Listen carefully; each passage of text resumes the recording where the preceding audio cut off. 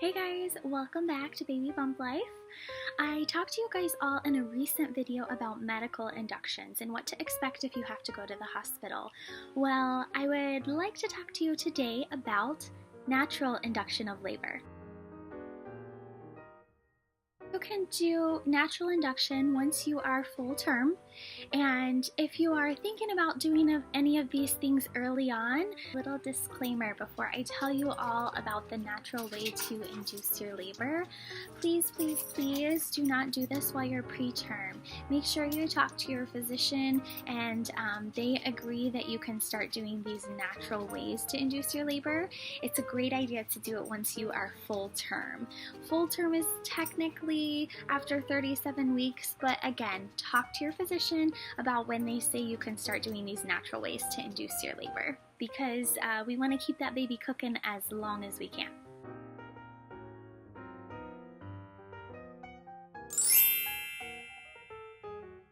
My first way that you can induce your labor is by exercise. It's always a good idea to do yoga throughout your pregnancy. Prenatal yoga is great for moms to do, but especially at the end, getting everything to kind of stretch out. And it's not a really high endurance workout, so yoga is great. The other thing that you can do in the exercise category is go for long walks.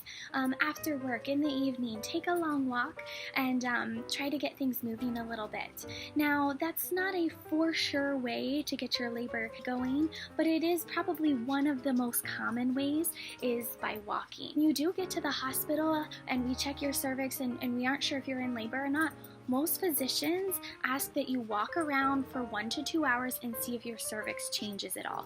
That's because we do know that walking does help. Now, like I said, it's not definite. If it was, we would put a treadmill in every labor and delivery room and say, okay, walk until you get ready to have the baby and push it out. But it can really help. That's my first way, is exercise.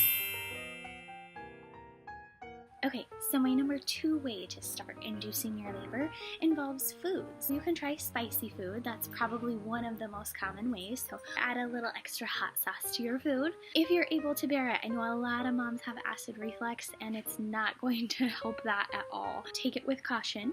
But something else that a lot of cultures do, or I've heard certain ethnicities will try watermelon or pineapple. Those 2 things have been said to start getting labor going. So you could try those.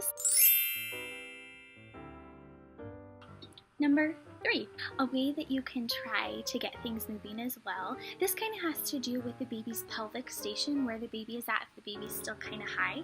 So if you go to your physician's office, they check the baby, tell you that the pelvic station of the baby is -3, -4, or still pretty high. They may even use the terminology volatile, which means think about a rubber ducky floating in water and you touch it with your fingers and it's just kind of floating around. That's kind of what the baby's head is doing in your body with the water, not really applied to the cervix yet.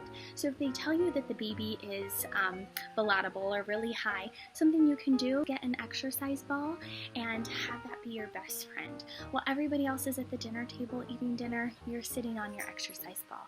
While you're watching TV, sit on your exercise ball. You're just kind of moving back and forth, bouncing on it, getting gravity to help and getting baby to move down. The other thing that's great about an exercise ball is you can use that during your labor. So you can take it with you to the hospital and it kind of takes your mind off of the pain a little bit and you're able to move back and forth, kind of rock baby down nice and gently. That is my 3rd option, is using the exercise ball.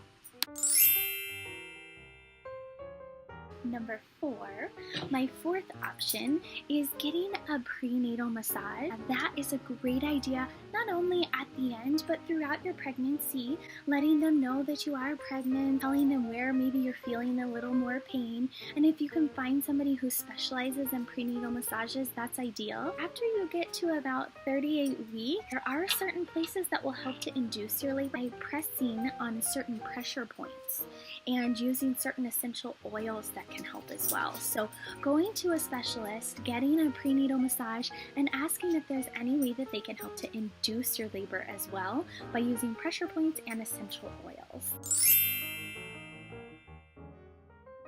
And my 5th and final recommendation is nipple stimulation and intercourse. Both of these things secrete the hormone oxytocin. Remember from previous videos what I told you about oxytocin? It is the love hormone. It gets secreted when we're doing love things, and both of those are love things. So oxytocin will get secreted.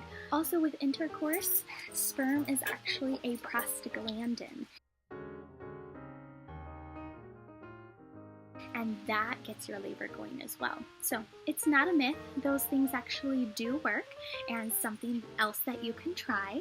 So I hope that helps you guys and gives you a couple natural ways to start inducing your labor. Your physician does tell you that you're going to have an induction maybe a couple days before you could try some of these things, and that way if you do have to be medically induced, maybe you have naturally already gotten the process a little bit started. I hope that helps you guys. As always, please, please, please leave any comments, questions below. I'm here to answer them, and I'm happy to help.